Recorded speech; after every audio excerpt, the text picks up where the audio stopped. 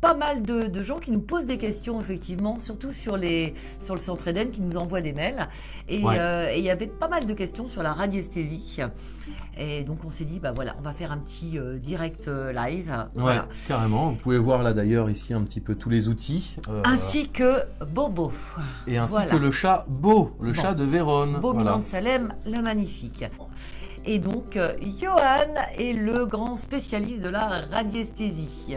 Oui, en Qu'est-ce tout que cas, pour la ce que j'en sais. radiesthésie, Johan? Alors, la Et qui radiesthésie, oui, que j'enseigne d'ailleurs, bien sûr, au sein du centre. Donc, la radiesthésie, c'est tout simplement la capacité de se relier donc, à notre inconscient et qui va retraduire par des micro-vibrations musculaires une réponse à travers un outil comme par exemple celui-ci qui est un pendule. Voilà, alors pour ceux qui connaissent, eh bien voilà, ceux qui connaissent pas, voici ce qu'est un pendule. Alors c'est une sorte de pendule, vous en avez aussi ici plein de sortes. Voilà, et puis nous avons aussi les baguettes. Pour en revenir à la radiesthésie, Oui. tu es d'accord avec moi que c'est l'inconscient en fait, hein? Et c'est notre inconscient qui va faire que tout d'un coup, on va pouvoir, dans notre corps, c'est-à-dire que quand on passe sur une veine d'eau, etc., il se passe quelque chose de physique en fait. Et c'est cette réaction que le pendule va complètement, ou les baguettes, hein, que le pendule ou les baguettes vont complètement, comment te dire, amplifier, merci, c'est ça. Alors, il y a beaucoup de croyances, hein. D'ailleurs, j'ai fait un petit récap, effectivement, des mails Ouais. qu'on reçoit régulièrement, les plus importants. Donc, j'ai juste pris le morceau qui me concernait. Il y a Françoise qui nous avait écrit Ouais. et qui me dit « Je me sers d'un pendule qui m'a été offert par mon grand-père qui était sourcier. C'est lui qui me répond et je pense que son âme est à l'intérieur. Si je change de pendule, viendra-t-il dans l'autre ou dois-je conserver celui-ci ?» On ne rigole pas, Johan, parce que j'ai lu très souvent et j'entends très souvent Ouais. ce genre de choses. Alors, Françoise, permettez-moi, mais on va arrêter tout de suite les fausses croyances. Le pendule, ce n'est vous et absolument rien que vous qui utilisez votre pendule et c'est grâce à vous que le pendule va bouger. C'est pas un petit fantôme ou une entité ou un parent, un proche qui va se mettre à faire bouger votre pendule. Donc il n'y a personne à l'intérieur. Et non, et j'espère bien, on n'est pas parce que le pauvre s'il était coincé dans le pendule, ça C'est serait un sûr. petit peu dommage pour cette énergie en tout cas, elle ne pourra pas évoluer. Donc c'est un petit peu compliqué. Donc c'est ce qu'on Non, disait vraiment. tout à l'heure en fait, hein. Ouais. C'est-à-dire que notre conscience nous Tout à donne fait. les réponses de tout. Ouais. Et par rapport à notre mental, on a donc des difficultés à l'entendre, hein, d'accord? Bien sûr. C'est donc le sixième sens. Exactement, c'est notre mental en fait Et qui donc va vraiment mettre un effectivement, frein. ce pendule Ouais. que l'on tient va amplifier ce que l'on aurait dû entendre de la conscience en Exact. fait, hein. C'est ça. D'accord. Exactement. Donc Françoise, désolé, mais même si dans vos croyances, je veux pas briser des croyances et des joies, mais quand même faites attention à ce genre de choses. Voilà, c'est très délicat et c'est vraiment, je vous jure, c'est vraiment vous qui faites bouger votre pendule. Et je vous montrerai d'ailleurs tout à l'heure comment on fait. Alors justement, j'ai repris un mail de Pénélope qui nous dit « J'aimerais apprendre la radiesthésie, mais avant, je voudrais savoir si c'est un don ou si tout le monde peut faire du pendule. Alors, en fait, j'ai envie de dire que, malheureusement, c'est pareil. C'est pas un don. Voilà.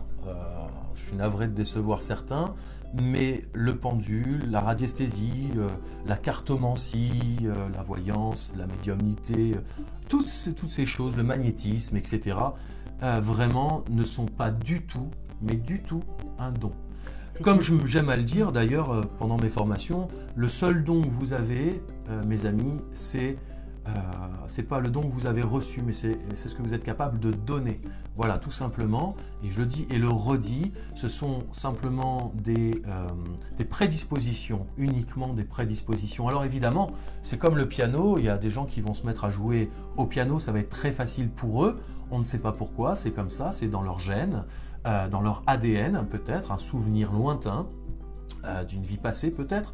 Et il y en a d'autres où ça va être plus difficile. Mais enfin, quelqu'un qui a le don, comme on dit, du piano par rapport à celui qui n'a pas le don, mais qui va travailler au quotidien par rapport à celui qui ne va pas travailler, qui a le don et qui ne travaille pas, arrivera d'autant mieux à jouer et à devenir excellent en fait dans son domaine. C'est ce que j'ai expliqué d'ailleurs dans un grand texte que vous pourrez retrouver sur ma page Communiquer, d'ailleurs, ouais. en parlant du don. Donc on est d'accord, hein, c'est le 6e sens et c'est une prédisposition, même s'il y en a effectivement qui ont une prédisposition plus importante. Mais il faut simplement faire retravailler ce 6e sens. Pour effectivement pouvoir travailler aussi en radiesthésie. Voilà, en tout cas, on peut très bien aussi ne pas utiliser d'outils, simplement ça va mettre en exergue. Et c'est quand même beaucoup plus facile. Moi j'aime beaucoup, pourquoi le pendule ou les baguettes, parce que ça donne tout de suite un lien, quelque chose de concret, quelque chose qui nous parle. Voilà. Alors sinon on reste dans le subjectif et des fois c'est un peu compliqué le subjectif. On a besoin effectivement pour retrouver ça. Ouais, quand même, on reste des êtres humains un outil. Et on a besoin, et c'est vrai que 98% des gens n'ont pas confiance en eux, et c'est un outil qui peut vraiment beaucoup plus leur redonner confiance par rapport à leur ressenti. Hop, Marie-Dominique qui m'avait écrit pour me dire j'ai un pendule Maharaja en cristal de Dominique Coquel, puis-je m'en servir pour faire de la radiesthésie et du soin? Alors, peut-être on rappelle qui est Dominique Coquel. Alors Dominique Coquel, oui tout à fait. Alors c'est un de nos intervenants. On a la chance d'avoir Dominique Coquel en intervenant au sein du centre Eden Formation, mais surtout Dominique Coquel a écrit des livres, bien évidemment. Dont le fameux Pendulor, voilà, que vous pouvez vous fournir dans toutes les boutiques ésotériques. C'est vraiment le livre avec les abacs de radiesthésie. Oui, qu'il faut avoir quand on débute vraiment, parce qu'il y a beaucoup de choses. Alors un abac, c'est un cadran en fait. Voilà, un abac, c'est un cadran avec lequel vous allez pouvoir travailler et avoir des réponses à vos questions. Alors, quand vous commencez le pendule, bien évidemment, commencez par des questions binaires, oui ou non. Ne commencez pas à aller voir des choses un peu plus compliquées que ça. Mais voilà, passons, c'est pas grave, mais c'est quand même important de le dire. Déjà, avoir sa propre convention, mais je vais vous expliquer tout ça tout à l'heure. J'ai Nicolas aussi qui me disait « J'aimerais apprendre à me servir d'un pendule pour jouer au loto. Pensez-vous que je puisse y arriver ?» Alors, Nicolas... Alors Nicolas, oui, pardon, c'était quoi la question? Excuse-moi, j'étais perturbé par un message. Nicolas, j'aimerais apprendre à me servir d'un pendule pour jouer au loto. Pensez-vous que je puisse y arriver? Alors attends, j'ai pas fini de répondre pour le Maharaja de la dame. Ah bah oui, alors c'était réponds, donc parce qu'après j'aurais une question de Joss. C'était Marie-Dominique. Alors Marie-Dominique, effectivement, voilà, vous avez ce qui s'appelle un bijou, Marie-Dominique. Donc Dominique Coquel, qui est créateur aussi de ces fabuleux bijoux. Qui sont les plus beaux pendules du monde, et c'est pas du marketing, vous pouvez toujours chercher. Non, c'est vraiment, vous savez, on a pendule sur internet comme ça. J'ai moi-même cherché vraiment partout, et ce sont vraiment les pendules.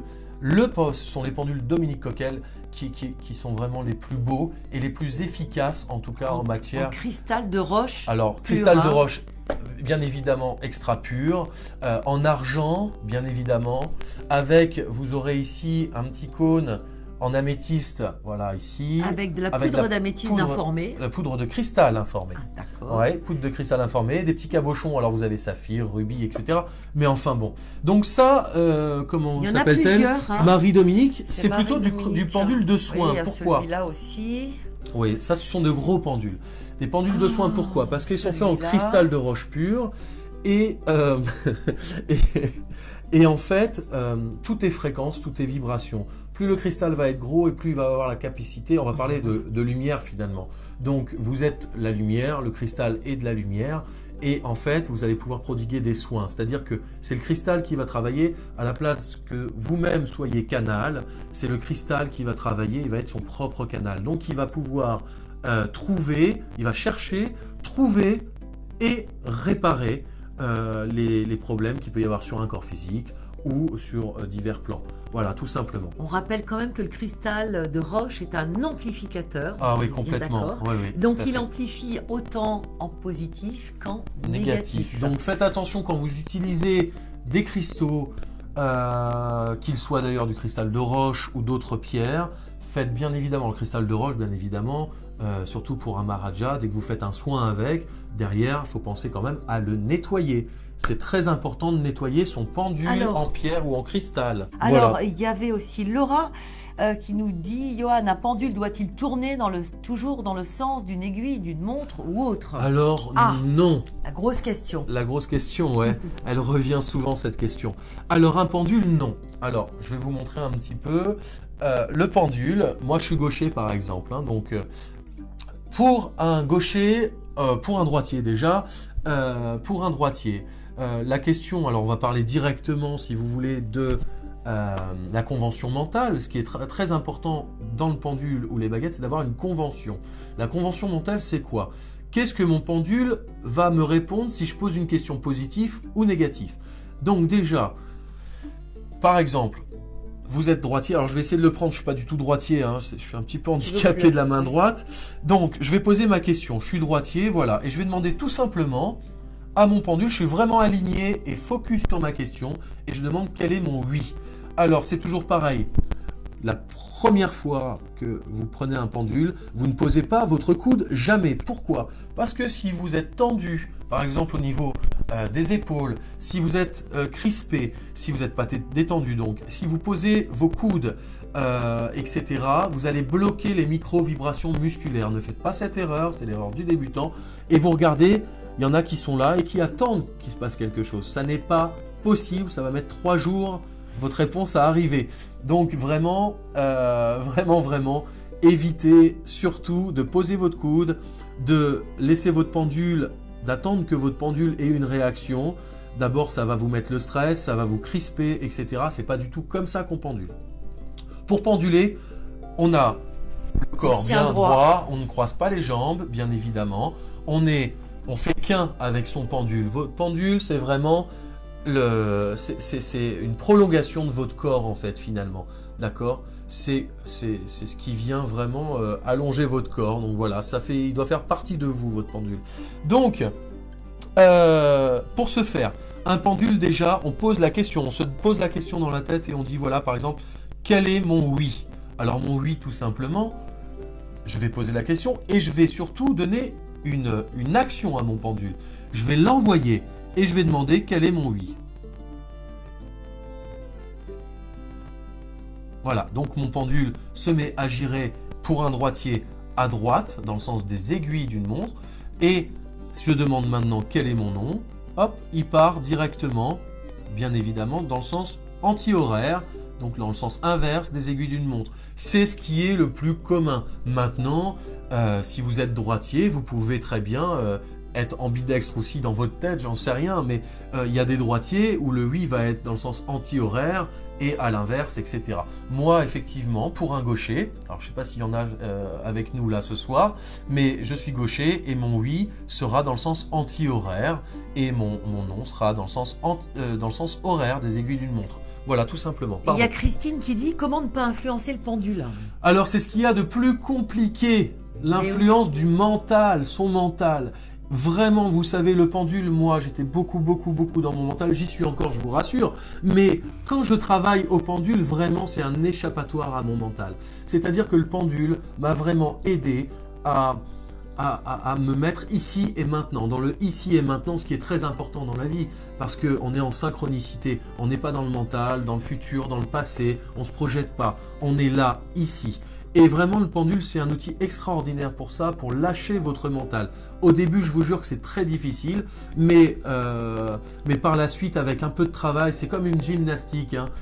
Vous commencez par faire un peu de pompe, les premières sont très difficiles, et après, au bout de 2 mois de pompe, vous pouvez progresser, et puis même plus vous en passez. Regardez, moi, j'en fais beaucoup. Et de toute façon, cette histoire de non mental, c'est bon pour toutes les disciplines, on va dire. Mais complètement, que ça soit de la voyance, du soin aussi. Bien évidemment, ou même juste le fait d'être juste chez soi. Je sais pas, on prend une douche, un bain, on se retrouve avec soi-même. On est juste avec soi à ce moment-là. Et c'est pas des moments que la vie nous offre forcément. Donc, faut aller le chercher. Et le pendule est un bon moyen, en tout cas la radiesthésie est un bon moyen de se mettre dans l'unicité et dans son soi. Voilà. Kamel qui dit, au moment où tu dis des choses bonnes, comme par hasard, ça bug. C'est toujours comme ça, Kamel. Vraiment, je suis désolé. Mais c'est toujours au bon moment où ça bug. Par Vraiment contre, tu n'as pas répondu à Nicolas qui disait j'aimerais apprendre à me servir d'un pendule pour jouer au loto. Pensez-vous que je puisse y arriver? Alors, Nicolas, j'ai testé le loto. Ouais. Le loto, le problème, c'est qu'on est trop dans le vouloir.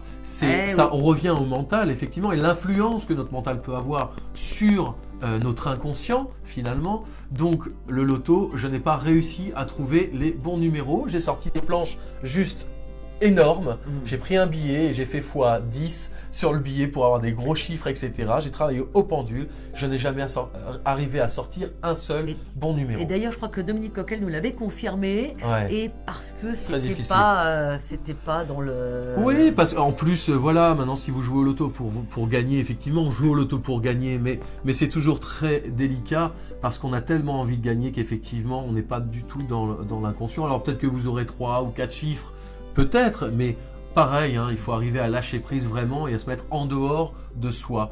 Pareil pour penduler pour soi-même, au départ c'est très très difficile. Toujours à cause de cette histoire du mental, Exactement. Donc on va l'influencer. Voilà, ou faire la radiesthésie, ou faire quelque chose pour un ami qui pose des questions. Quand on connaît la personne, c'est toujours, même en voyance, c'est pareil aussi au départ.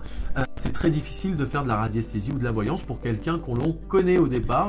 Alors ça marche pour ce qui se passe au moment, ce qui se passe au présent, mais dans le futur, forcément, ça va être souvent ce que l'on souhaite. Exactement. Ou alors, il faut vraiment arriver à être vraiment centré, mais ça s'apprend en fait. Bien sûr, ça s'apprend et heureusement, et d'ailleurs, on vous l'enseigne chez nous aussi. Vrai. Alors, il y a Sofiane qui dit « J'habite une vieille maison et j'aimerais la nettoyer des entités. Est-ce possible de les détecter au pendule? Et si oui, est-ce dangereux ?» Alors, premièrement, pour la première partie, concernant la détection, évidemment, le pendule avec vos abacs ou les baguettes directement. Alors, à distance, vous n'êtes même pas obligé avec le pendule, parce qu'on peut travailler très bien à distance. J'essaierai de vous faire une petite démo tout à l'heure sur de la recherche de veine d'eau par exemple dans un lieu, ce qui est très facile, c'est vraiment ce qu'on aborde ça d'ailleurs le deuxième jour du stage. Tout le monde flippe et tout, mais en fait tout le monde a les bonnes réponses. Tout le monde y arrive en règle générale, sur plan. Et si vous voulez, évidemment qu'on peut retrouver des entités via le pendule ou les baguettes de sourcier. Alors à distance, les baguettes c'est plus compliqué. Quand on est sur le lieu en tout cas, on va pouvoir effectivement plus cibler. C'est comme un détecteur. On va se mettre, alors comment ça marche? On se met sur une fréquence, on cherche une entité ou un objet, peu importe. Par exemple, quand je vais moi faire des dégagements dans des lieux, je vais chercher par exemple tout ce qui est objet nuisible, négatif, avec des énergies. Ça peut être souvent des miroirs, des objets ramenés de voyage, quelqu'un qui vous a offert quelque chose qui vous aime pas trop et qui est chargé négativement. Enfin voilà, donc du coup mes baguettes vont vraiment me diriger, ou des objets, ça peut être des tableaux que vous avez récupérés au marché aux puces, ou des masques africains, enfin, j'en sais rien si vous aimez cet art, peu importe. En tout cas, vraiment c'est un bel outil de détection pour ça. Donc ça c'est bien. Est-ce que c'est dangereux? Ouais, est-ce que c'est dangereux? Alors évidemment, si vous n'avez pas un minimum de connaissances, je vous déconseille effectivement d'aller nettoyer un lieu s'il y a ce genre de phénomène d'entités qui peuvent être pas forcément méchantes. Ça peut arriver, on vit tous avec des entités à la maison, avec des énergies qui sont pas forcément, sont juste de passage, on est en colocation, mais avec ces entités-là, ce sont peut-être des âmes désincarnées. Après, si on parle d'autres entités, c'est un peu plus compliqué. C'est toujours bien d'avoir une petite connaissance de l'univers, de comment il est confectionné quand même. Exactement. Et c'est ce que je disais l'autre jour dans le post que j'avais écrit. C'est comme si on avait un parapente et qu'on se jetait comme ça en haut d'une montagne. Ouais. Enfin, à moins d'être inconscient, voilà, on le ferait, mais sinon, on va déjà effectivement regarder comment fonctionne son engin, et puis la météo, les vents, etc. C'est exactement pareil avec tous ces outils-là. Et tout est pareil d'ailleurs partout, parce que tout est construit sur le même modèle. Et donc du coup, c'est pas compliqué l'histoire. Voilà. Alors, bonsoir pour ceux qui nous rejoignent. Oui, alors tiens, il y a Sylvain, Thomas aussi qui a fait le Thomas. Ouais, Thomas, salut Toto. Il y a Laura qui nous dit un pendule doit-il doit-il être rechargé, si bois ou métal? Alors non. Rechargé, non, Alors on non, change pas un pendule. non. En fait, si vous voulez, voilà, par exemple, là, je vais essayer de vous décrocher un pendule. En Bon, je métal. vais prendre un autre. Voilà, celui-ci par exemple, c'est un pendule tout ce qu'il y a de plus banal, c'est un pendule en métal. Alors préférez quand même au départ, quand vous débutez des pendules en métaux, c'est quand même plus facile, ils ont un poids un peu plus sympathique, on a vraiment une prise en main, on ressent. Pensez vraiment à ressentir votre pendule, le poids aide à ça. En bois, bien évidemment, il ne se charge pas non plus. Un pendule en métal ne se charge pas non plus, à part si évidemment, par exemple, je vais faire un exemple. Véronne, veux-tu prendre ce pendule? Voilà. Alors effectivement, maintenant, Véronne a pris le pendule, elle a mis son fluide sur ce pendule, hein, un fluide plastique, on va appeler ça. Et en fait, si vous voulez, le pendule, maintenant qu'elle va me le reprêter, elle a mis son énergie, elle a déposé son énergie, mais ça peut être le pendule ou autre chose, un objet à vous. Par exemple, dans les cartes, c'est pareil, quand on prête son jeu de cartes, on peut très bien... Le pendule n'est pas une brosse à dents. On peut le prêter, il n'y a rien qui n'est pas hygiénique là-dedans. Ça fait partie de toutes ces croyances. C'est des fausses croyances encore, ça. On peut prêter son pendule bien évidemment. Et puis on peut voilà. dire ce n'est qu'un outil. Voilà, on le nettoie. Alors voilà, effectivement, on va pouvoir dégager un petit peu le pendule de ces énergies que Véronne, qui a ses énergies, moi j'ai les miennes qui sont différentes, et pour pas un petit peu perturber tout ça, on va nettoyer un petit peu le pendule, simplement d'un coup de main. Voilà. Ensuite, bien sûr, pour les pendules en cristaux ou en pierre, vous avez plusieurs méthodes pour nettoyer. Vous avez la sauge, vous avez donc la fumigation. Vous pouvez le faire sur une bougie, vous pouvez le faire sur une page blanche. Mais tout ça, c'est une question de force pensée finalement. Hein, qu'est-ce qu'on va vouloir émettre? Alors, j'ai quelqu'un dont je ne peux pas dire le nom puisqu'il est marqué en chinois. Ouais. Peut-être que c'est Sabine, mais je ne suis pas sûre. Bonsoir, quoi penser et quoi faire quand le pendule répond n'importe quoi? J'ai l'habitude de le tester avant de commencer avec des questions dont je connais la réponse. Ouais, alors Sabine, bonsoir. Je crois, hein, je ne suis pas sûre que ce soit Sabine, mais peut-être, il me semble. Oui, bonsoir en tout cas, pour la personne pour qui son nom est marqué en chinois ou en japonais peut-être. Exactement. Le pendule ne répond pas. Alors il y a plusieurs raisons, hein, bien évidemment, et je vais revenir sur le mental. Si c'est déjà des questions, des réponses que vous connaissez, évidemment, ça va pas être évident. Ça va être très compliqué de faire ça avec voilà. des réponses. Est-ce que mon mari me trompe? Ça va être un peu compliqué si vous pensez. Ou est-ce que ma voisine m'a volé tel ou tel objet? Si vous êtes persuadé vous-même que c'est le cas, évidemment que votre pendule va vous répondre la chose telle qu'elle est par rapport à votre ressenti à vous et par rapport à votre mental, ce que vous avez déjà dans la tête. C'est pour ça que c'est très délicat de faire de la radiesthésie quand on connaît les gens au début. Voilà. Maintenant, si vous êtes fatigué aussi, si vous êtes malade, si vous n'êtes pas centré, évidemment, c'est beaucoup plus difficile de faire de la radiesthésie.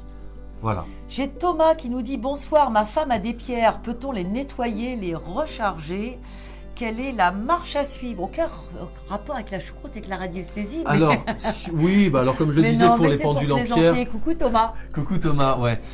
Les pierres, effectivement, comme pour les pendules en cristaux ou en pierre, vous avez peut-être l'occasion d'aller chez le poissonnier de temps en temps. Vous allez pouvoir par exemple prendre une coquille Saint-Jacques. Alors l'onde de forme de la coquille Saint-Jacques, qui est un nombre d'or qui est fait naturellement, qui est au nombre d'or, tout simplement, même dans les églises, hein, vous pouvez voir des bénitiers en forme de coquille Saint-Jacques. On retrouve surtout les coquilles Saint-Jacques sur le chemin de Compostelle. Sur le chemin de Compostelle aussi, bien évidemment. En fait, la coquille Saint-Jacques, elle a un avantage, c'est qu'elle va nettoyer, purifier et augmenter le taux vibratoire de votre pierre ou de votre bijou. Hein. N'hésitez pas non plus, si vous avez des pierres, des bijoux, des bagues, des boucles d'oreilles en pierre, n'hésitez pas à les mettre dans une coquille Saint-Jacques le soir. Si en plus vous les mettez à la pleine lune, bah, c'est tant mieux. C'est encore un avantage, ça amplifie beaucoup. Parce que la pleine lune apporte beaucoup de magnétisme et ça amplifie. Exactement. J'ai toujours Laura qui dit la longueur de la chaîne a-t-elle une importance? Doit-on toujours avoir cette même longueur en dehors du confort de la tenue? Alors effectivement, alors vous voyez par exemple ici nous avons... Moi j'aime bien une grandeur de chaîne. Alors comme ça, ceci c'est bien, parfait, hein. Effectivement. En plus de quoi vous avez une chaîne ici, ce qu'on appelle boule, d'accord, qui n'est pas une chaîne comme peut-être, je ne sais pas si vous voyez, ce qui est un petit peu différente ici, d'accord. Elle s'en mêle celle-là. Donc celle-là va avoir facilement la facilité de s'en mêler. Celle-ci s'en mêle pas du tout. Voilà, vous pouvez pas faire de nœud avec celle-ci. Et en plus de ça, quand vous tenez votre pendule, ça glisse beaucoup moins. Voilà.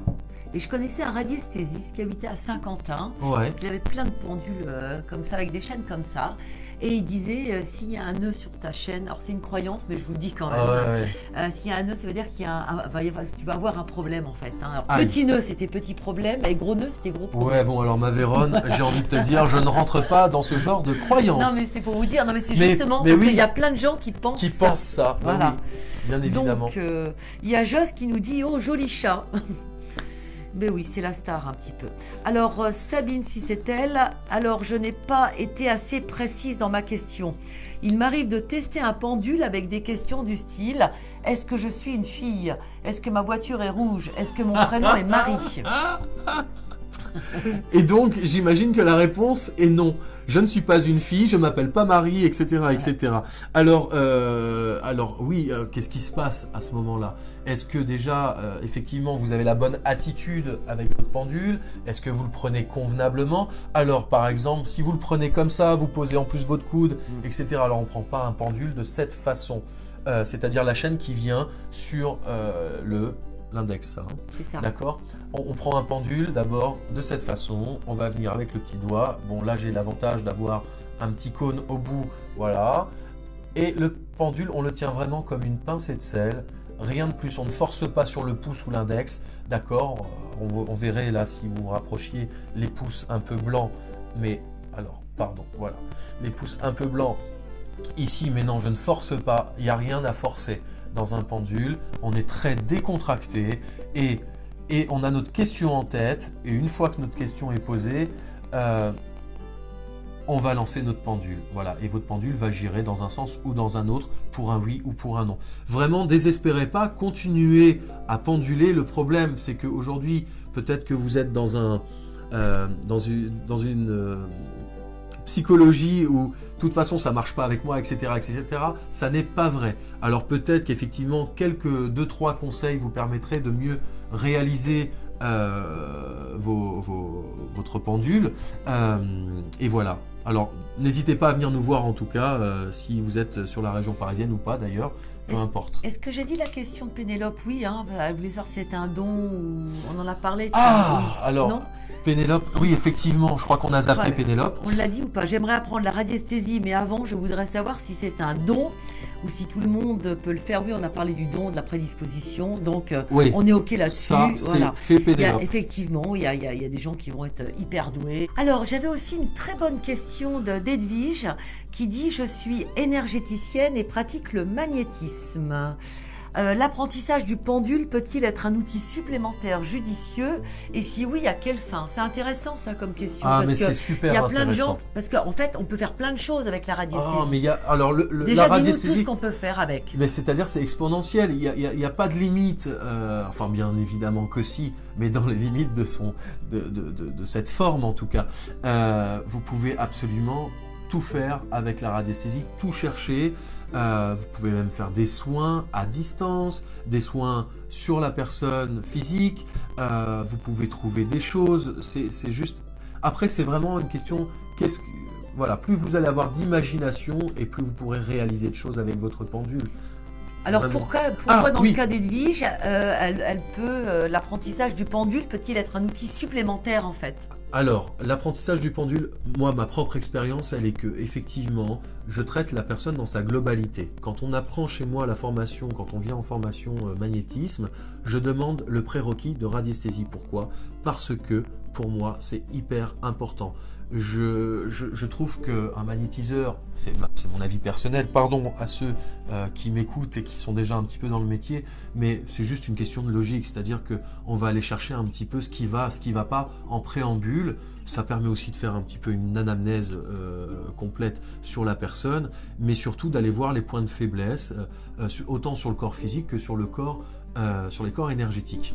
C'est ce qu'on appelle donc ce fameux check-up. Check-up bioénergétique, exactement, qui dure pour moi à peu près une demi-heure, 3/4 d'heure, mais ça permet déjà de rentrer vraiment en relation et en connexion avec la personne.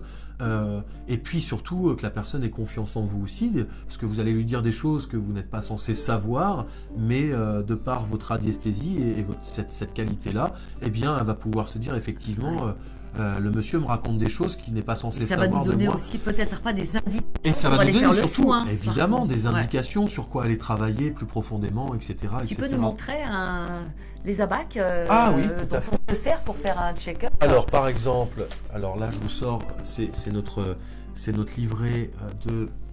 Hop, je vous l'avance un petit peu, il y a de la lumière, je suis vraiment navré. Voilà, de magnétisme. Voilà, c'est un document qui est comme ceci que vous avez en fin de session.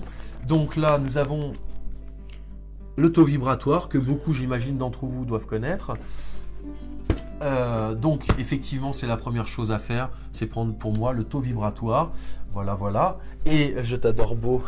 Et après, donc, il y a d'autres abacs sur tout un tas de choses. Alors après, vous avez plein de choses. On va regarder le pourcentage de certaines choses. On va regarder... Alors, il y a des abacs en forme de réglette aussi. Oui, vous avez pas que des abacs en arrondi. Vous avez aussi, effectivement, je ne sais pas si on voit, voilà, en forme de réglette comme ceci.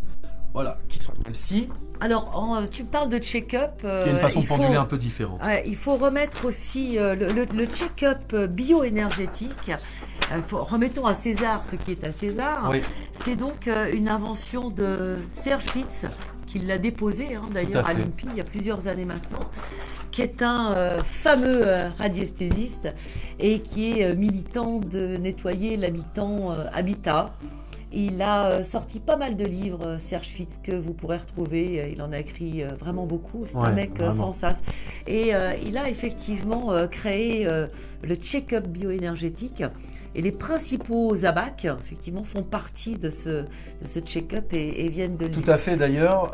Voici, par exemple, une planche. Je ne sais pas si vous pourrez voir. Alors là, c'est une planche. Ça, c'est l'organe maillon faible. Alors ça, c'est les organes, effectivement, maillon faible. Alors on va regarder un petit peu quel est l'organe. Alors ça ne veut pas dire qu'il y a quelque chose. Ça va simplement dire, voilà, qu'il y a peut-être une petite faiblesse. Point de faiblesse. Et un point de faiblesse. Voilà, s'il y a une petite somatisation, c'est là que ça va aller se porter. Voilà, c'est pas forcément qu'il y a quelque chose. Et bien évidemment, on peut en créer à l'infini des abacs. Dès qu'on a une idée, on peut créer un abac. Vous pouvez créer vos abacs, c'est très facile. Il y a juste à prendre votre stylo, peut-être un compas. C'est en forme de camembert comme vous pouvez le voir ici.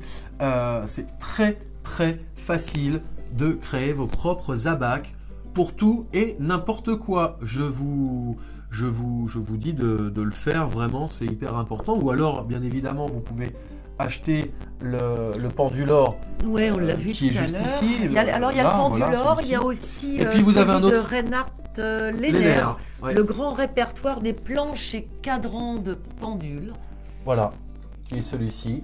Alors pour, d'ailleurs, comment il s'appelait? Pour Nicolas, d'ailleurs, il y a aussi quand même des planches pour jouer au tiercé et tout ça à l'intérieur. Oui, il y a la lithothérapie, il y a les plantes, il y a vraiment plein de choses. C'est très intéressant, vraiment très... Écoute, je te propose qu'on prenne quelques taux vibratoires c'est une bonne idée, alors, effectivement. Qui nous suivent. Alors, qui veut se prêter... alors soit votre taux vibratoire à vous, ou bien bien tout simplement le taux vibratoire de votre lieu, peut-être que vous vous sentez mal chez vous, etc. Peut-être que vous avez envie de savoir aussi comment alors vous nous mettez ça se passe. moi je veux mon lieu ou moi. Tiens, en attendant, tu vas prendre le mien, Johan. Ouais, si tu veux, écoute, avec plaisir. Donc, et puis, allez-y, notez si vous voulez qu'on prenne votre taux vibratoire de maison, de votre lieu de travail ou le vôtre. N'hésitez pas à commenter. Alors, comment fais-tu pour prendre un taux vibratoire? Est-ce que c'est obligé de prendre la main déjà? Alors non, moi d'accord, moi je la prends jamais parce que là on va le faire, c'est compliqué parce qu'on n'est pas en face à face. Bonsoir Beau. Voilà, Beau se réinstalle. Le petit bichon. Non, parce qu'il faut qu'on nous voit. Voilà, et après nous aurons Joss, nous aurons Laura. Alors vas-y, donc là tu l'expliques. Alors effectivement, on n'est pas obligé forcément de prendre la main de la personne. Moi j'aime bien quand je suis en face à face en rendez-vous, je le fais parce que tout de suite on crée un contact, quelque chose de sympathique, mais je demande quand même si ça la dérange pas, la personne, que je peux prendre sa main, et je demande souvent si leur mari sont d'accord. Bon, Non, on est voilà. d'accord qu'on peut prendre le taux vibratoire de quelqu'un qu'on n'a pas. Mais Moi, je le vous fais pouvez, souvent des fois en voyance au évidemment, téléphone. vous pouvez prendre D'accord. le taux vibratoire d'une personne que vous avez en photo, d'une personne tant que vous avez son nom, son prénom, vous vous mettez sur sa vibration, vous vérifiez toujours. Alors effectivement, il y a toujours la question, on ne prend pas un taux vibratoire comme ça directement. On va d'abord demander si on est bien connecté à la personne. Donc pour ceci, je prends ma planche de pourcentage. J'ai mon petit oui/non sur mon cadran ici. Suis-je bien connecté par exemple là, tout de suite à Vérone?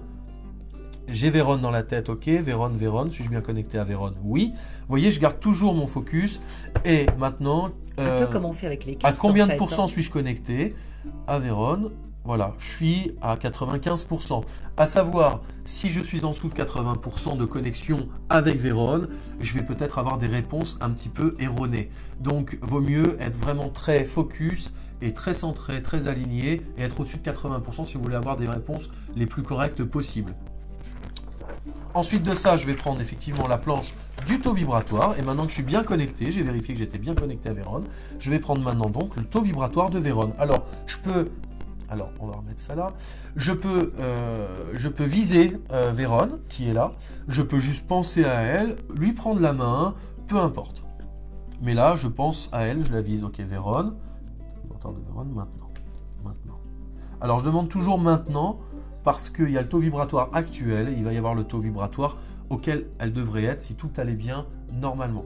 C'est très important ça, parce que c'est pas pareil en fait. Donc moi quand je fais un check-up, si je vois que la personne a un taux vibratoire très faible, je vais quand même regarder à combien elle devrait être si tout allait bien, hein, dans son niveau d'éveil, etc. Oui, parce qu'il faut regarder celui que tu as maintenant et celui où tu te Ben avoir, oui, c'est sinon ça mieux veut rien dire. pour voir l'écart. Ah ouais, il n'y a pas de comparaison. Il n'y a pas de D'accord. comparaison, donc c'est un petit peu compliqué. Alors, Voilà, donc c'est l'as pris super. J'ai pris ton taux vibratoire. Moi, j'ai pas vu. j'ai quelqu'un qui est à 100 000, entre 100 et 120 000, d'accord, sur la BAC. Donc, qui se situe quand même bien au bout. Alors, effectivement, il y a des gens qui dépassent cette échelle. Et on aura d'autres abacs. À vous de faire des abacs qui vont un peu plus haut, jusqu'à peut-être 500 000. Donc, on peut le monter notre taux vibratoire, on peut faire un travail pour monter En son effet, taux vibratoire, évidemment, etc. évidemment, c'est si ce qu'on avait fait la dernière oui, fois. si vous faites de la méditation, si vous êtes plutôt centré sur vous, pas centré sur vous dans le mauvais sens du terme bien évidemment, mais si vous êtes aligné, si vous êtes ici et maintenant, le ici et maintenant, si vous êtes un petit peu ouvert à toutes ces choses, si vous êtes dans le don et dans l'amour et toutes ces choses, et que vous avez envie de faire du bien aux autres, et en plus si vous travaillez dans les soins, etc., eh bien votre taux Ça vibratoire monte à chaque fois. va évoluer, et puis la connaissance et puis le travail sur vous-même va faire que votre taux vibratoire va évoluer vraiment bien. Voilà. Évidemment, on n'apprend pas à devenir médium, on n'apprend pas à être voyant. On va juste comprendre qu'est-ce qui se passe dans l'astral, comment il est constitué, comment on quitte cette réalité matérielle pour rejoindre l'autre réalité immatérielle. C'est ce qu'on fait aussi d'ailleurs en radiesthésie, hein, on est d'accord. Et après faire beaucoup d'exercices pour comprendre, pour voir comment dire, est-ce qu'on va être plus sensible à la télépathie, plus sensible à la canalisation de conscience, plus sensible effectivement au contact avec les défunts, donc les enveloppes cachetées, enfin voilà, tout ce genre de choses pour s'éveiller. Et après, évidemment, comme le pianiste qui n'a jamais composé 3 gammes, eh bien, il va falloir travailler. D'ailleurs, tu te rappelles, j'ai une anecdote parce que sur un stage justement que j'avais fait de médiumnité, il y a peut-être 6 mois de ça, je prépare des enveloppes cachetées où on va donner, c'est un petit peu comme le remote viewing en fait, on va donner des détails. Et je ne me rappelle plus de son prénom, c'est dommage, elle était très sympa cette jeune fille, et elle trouvait tout. Mais quand Alison? je dis tout, je ne sais plus qui c'était, je me rappelle plus. C'était il y a longtemps?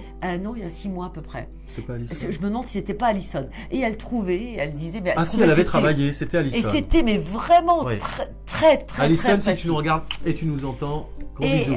Et les autres stagiaires lui disaient, mais comment tu fais? Et elle a répondu, j'ai juste travaillé. Et c'est du travail. Ouais, c'est vraiment beaucoup de travail. Et ça me restera vraiment marqué parce que je peux vous assurer qu'elle disait pas juste un cercle jaune. Non, non. Ah ouais, elle ça était tellement précise dans ses... Ça allait vraiment très loin et les autres d'ailleurs étaient assez C'était vraiment chouette. interloqués. Alors, vous pourrez peut-être nous retrouver pour la prochaine vidéo. Je pense que la prochaine, qu'est-ce que t'en penses, Véron? On fera sur la médiumnité? Oui, parce que moi, je suis une grande passionnée de ça, mais comme Johan aussi, Ah en oui, fait. j'adore. Hein. Et on va parler de tout ça, de la médiumnité, et qu'est-ce qu'on peut faire dans cette autre réalité, hein, donc dans cette réalité immatérielle. Donc vous le savez maintenant, on n'est pas du tout New Age. Hein. Non, pas donc, vraiment, on est pas notre genre. beaucoup plus sur les enseignements occultes. Hein. Quand je dis occulte, il ne faut pas que ça fasse peur. Hein. Donc ça veut dire ce qui est caché en tous les cas. Et on va parler de tout ça, ce qu'on peut faire, ce qu'on peut pas faire, les dangers, comment on s'ouvre à cette prédisposition, on le rappelle, hein, on ne le rappellera jamais assez. Et qu'est-ce qu'on peut faire au quotidien aussi, et voilà, en tous les cas, et ça sera vraiment très sympa d'en parler. Voilà. Mais vraiment. Et vraiment, à très bientôt et merci de nous avoir suivis. Au revoir.